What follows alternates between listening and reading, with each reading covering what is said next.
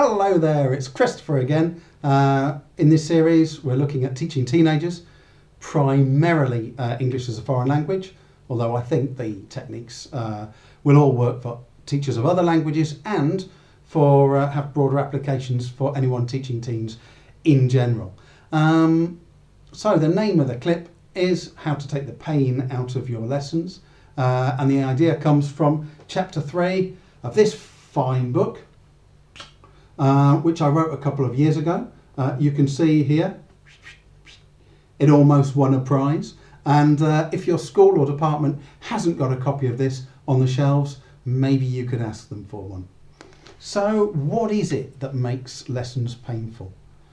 What is the single thing that makes classes most insufferable for students? Is it boring or strict teachers? Well, I don't think so. Is it difficult content? I mean, difficult content is difficult, but I don't think it's that either. The thing that I think makes classes most painful for students is the waiting. The youngsters have to do so much waiting in lessons. They're waiting for everyone to arrive so that the lesson can start. They're waiting for their colleagues to shut up so the teacher can start telling them what they have to do. Now they're waiting for the teacher to stop telling them what they have to do so they can get on and do it. Maybe some of them have finished the task and they're waiting for their colleagues to finish. Now they've all finished and they're waiting for the teacher to realise. Now they're going over an exercise and they're waiting for their turn. Now they've had their turn, which lasted all of 2 seconds, and they have to wait for everybody to have their turn in order to go again. If you ask yourself, what are most of my students doing most of the time in my lessons? I think the answer is, or will be, that they're waiting. You might not like that. You might want it to be they're engaged, they're listening, they're learning, but I bet it isn't.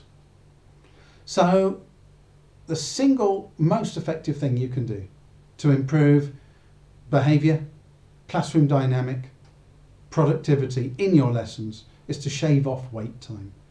And there are dozens of ways to do it.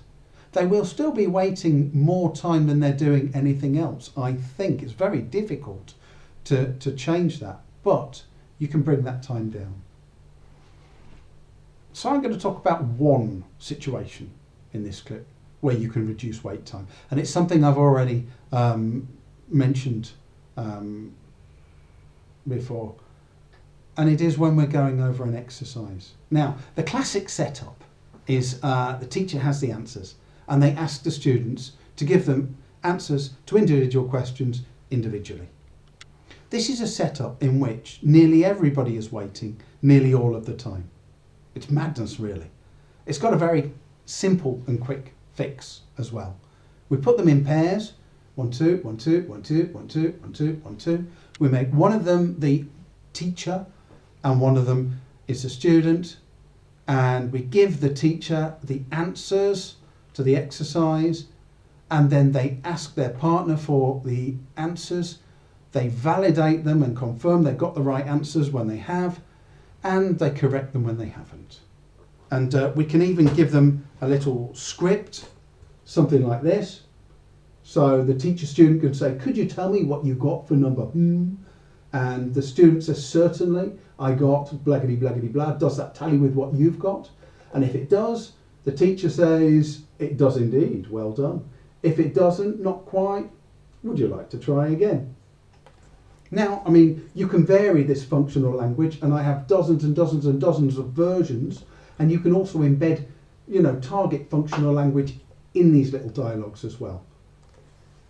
Now, if you look around the room, what you've got is a room full of students, and nobody's waiting because they're all either asking or answering.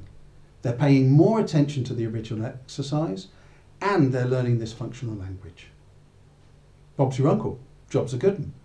So the challenge is to try this. You might have tried it once or twice before, but my challenge is to make this a regular part of your classroom for the next week or 2 weeks. Then come back to the comments and tell us how you got on. So, strength and energy with your teaching, boom, boom, boom. Have a good time. All the very best to you.